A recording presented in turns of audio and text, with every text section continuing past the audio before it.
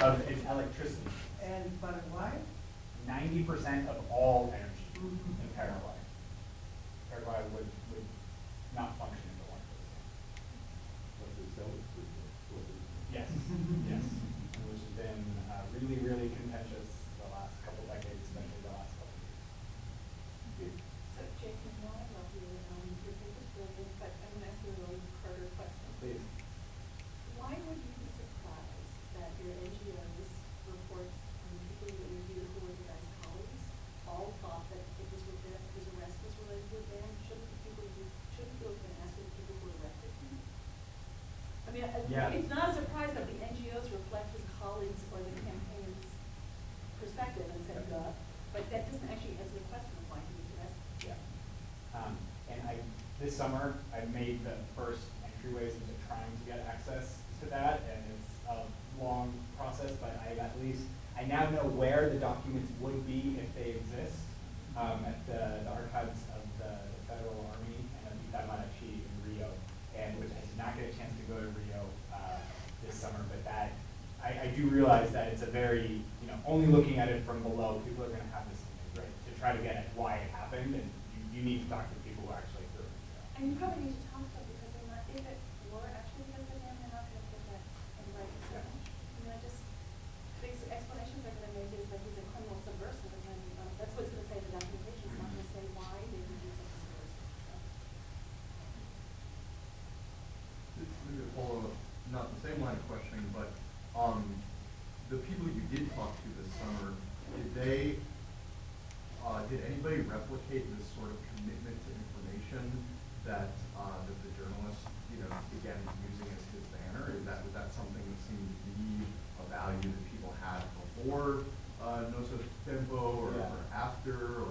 From the sense that I got, and also just in reading all of the editorials, because the newspaper continued to publish, and Juvêncio even continued to write while he was in prison, it was that at that point, there was a big movement for media freedom and for the freedom of the press, but so many advancements had already been won since '75, right? The death of Vladimir Herzog really shocked the Brazilian public into understanding what was going on. And you see this sharp, sharp drop of repression against the media after '75. And so there were definitely discussions about what it meant to have a free and open press, especially as Brazil was well on its way into this process of abertura. But it didn't seem such a new, novel idea, but it was being discussed. So I was wondering if you could explain the non-Portuguese speakers here, what TAMAR, where that name comes from. Okay, so TAMAR, the Portuguese word for sea turtle is tartaruga marinha, and that means sea turtle, literally translated. So TAMAR, they wanted to put the names on the little tags that they use to mark the sea turtles when they mark them, they catch them, they mark them and let them go. So if they're ever recaught, they know where they came from. TAMAR, ta comes from the tartaruga, and then mar comes from marinha. So TAMAR, they kind of combined those to make that sea turtle. So they fit on the tag, because the other words were too long. So I'm wondering if you've seen, if they've noticed any progress, actual progress that has been used in conservation, and thought that this might expand as people are seeing the care of the turtles, the interest in the turtles, or if other people will serve as a model for other species in the country or even in other countries as well. Right, so they have seen, it takes about 30 years for turtles to reach sexual maturity. So because it takes so long, initially they were seeing no progress, but now they're just starting, now that TAMAR is 30 years old, they're starting to see that there are more females returning to the nesting sites to lay their eggs. So they're seeing that that is working, that their efforts of protecting the nests are working. But the problem is that when you throw in all the other threats, such as the fishing and the trash and pollution and all that, they don't really know how to quantify that.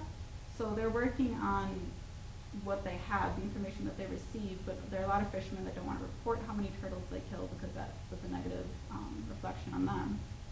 So they work with the information they have, but what they have so far is that they have released, they say, over 6 million sea turtles, baby sea turtles, back into the ocean when they hatch. So in that respect, it has been successful, but as far as long term, they're not really going to know for another 20 years or so. I've seen in other places in the Caribbean very elaborate programs to breed sea turtles. And actually they don't put the baby sea turtles into the ocean. They allow them to grow to a significant size, then they release them. Do you think there's a difference there? So there is a difference a little bit. They would say that the problem with captive breeding is that it's really hard to have a baby turtle survive in captivity. They had 6 baby sea turtles they brought from a nest, and only 1 survived.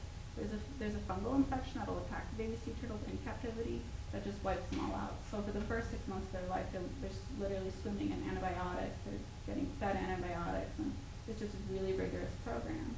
The one turtle that they did have, the surviving baby turtle that I saw, he wasn't, I mean, I don't know what a turtle really is like at that age, but he was a little bit slower, they said. He wasn't necessarily what a natural baby turtle should look like, per se, but the problem with that just is it's very hard to rear a baby sea turtle in captivity. They just die off because of so many different factors. Christina, I think you mentioned that collecting the eggs and that is legal. And were you able to get a sense of if there's a market? Like how big is the market for eggs? Right. So now it is illegal. They have passed a law that it is illegal. In the past it was legal, but now they're starting to pass a law that is illegal. But the problem is that the enforcement of these laws is very difficult because these communities are very isolated from anything and from everything. So to get there, sometimes you have to get on a boat, ride a boat 4 hours out there, and I don't think any policeman is going to be doing that on his daily rounds. So what they kind of do is they rely.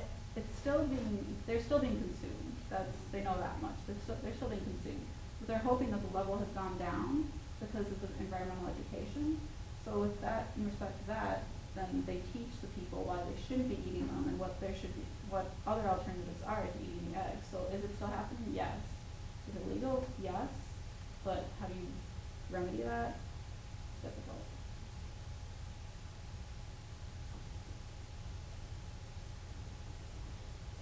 I have a question for both of you. I've read that in Brazil now, as in a number of other Latin American countries, the question of energy has gotten very tightly linked to hydroelectric development projects. In Brazil, a whole series of new projects in the Amazonian basin is built.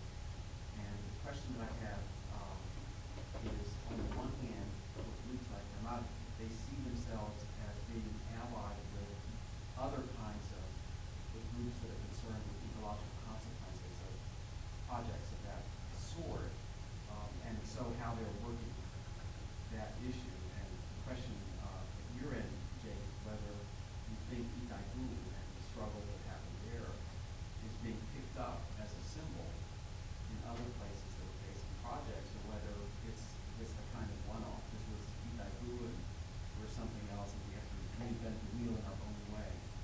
So just a little bit of your thoughts about that. Okay. As far as TAMAR goes, I mean, you saw one of their biggest sponsors is Petrobras, which is a petroleum company, which to our minds is a little bit backwards. But Petrobras, they have this responsibility. There's something in the Brazilian legislature that says that because they can cause these oil spills, they can cause these problems, they do have to put money into remedying the oil spills, remedying species, and part of that would be cleaning up the turtles, cleaning up the areas, cleaning up the animals. So TAMAR works with what it can get, and as far as the electricity, the hydroelectric plants and whatnot, I don't think there are turtles in the rivers as much, but there are some plants along the coastline that are producing energy. And the way TAMAR works with them is that it will go there and it'll say, well, maybe you should move it 2 miles to the right, or maybe you should move it 2 miles to the left. It'll be a little bit more out of the zone of the turtles. Some of them they have no say over, so, you know, it's kind of you have to kind of play in the interests of both groups. And it's been really interesting to be in Brazil right now and, you know, having these discussions with people telling me what my project is, and then have to look in, so you're going to study Belamonte. I was like, well, no, I'm not. I'm studying something that already happened, but it does have some, you know, some resonance with what's going on now. And in terms of how it's being used kind of in these circles of thinking about conservation or what it means to develop new energy projects, the way Itaipu hasn't been used as such as a referent because the way the Belo Monte proposed dam in the Amazon has come into kind of the public imaginary is because of the displacement of indigenous communities, which is a very occulted section of the Itaipu history, is that there were indigenous communities in the region that were displaced, but it was completely shoved under the rug. But in Belo Monte, these are the images that the international community has, right? Sigourney Weaver and James Cameron went, and there's all this media attention going on. Yeah, but that could be a reflection of transnational interest in the 1980s. Exactly. Indigenous issues were much less visible. Yeah. And it was a dictatorship, so Oh, there was that. the similar one line of connection that I did find, which was kind of startling, was that in the mid-70s, when Itaipu was getting all of its funding, its main loan came from the World Bank, and the stipulations of its loan was that it had to have considerations for ecological and social impact on the region. So even if it was completely ignored, the legislature behind how Itaipu was funded technically had to be well aware of its ecological impact and had to do all of these surveys to be aware of the displacement of rural communities and indigenous communities. And people in the movement against Belo Monte are trying to get some of those same things in, because to its credit, Itaipu, at least more recently, has done a decent amount of work on cultural and ecological conservation. And one of the main reasons a lot of people have said is because they know that if they don't, the money will get pulled, right? And so there's this debate now with Belo Monte to try to slow some of the devastating impacts of it, is to get those same types of requirements included into it, so there's the financial incentive as opposed to just moral incentive. I have one sort of linking comment for both of you. So I've done some work on tourism and community development in Northeast Brazil and Ceará, Rio Grande do Norte. And yeah, just interviewing some local political leaders and looking at the different varieties of development strategies that some of the villages have. Some are sort of bringing us more volumes of people every year. We want more and more every year. And other people are like, well, let's put a brake on it a little bit. And the way that different communities manage that. But one of the things that I saw was in the communities that were less mobilized, we'll say, less conscious, the ecological consequences look really bad. People just wanting to build huge condos on the coastline, and it seemed like many communities are pretty helpless to stop that. But the sort of, whatever we say in urban sociology, the growth machine, that mentality seemed very strong in many places. So anyway, but that requires much more energy at the local level. Even the communities that manage their growth pretty well, some of the people didn't have power 10 years ago. Now they do, and they really like it, and they sort of want more appliances. And so there's these conflicting things going on there.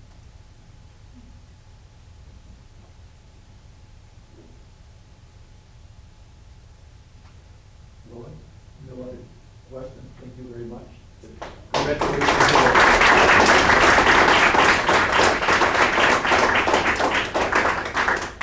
The announcement for the 2014 Nabuco Award will be posting those later in the fall. But if you could disseminate the information among your students, we would really appreciate it.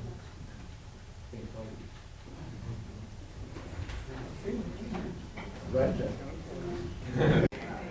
you. My name is Barbara Nichols, and I'm the chapter president of UNA Dane County Chapter, which is an affiliate of the United Nations Association of America.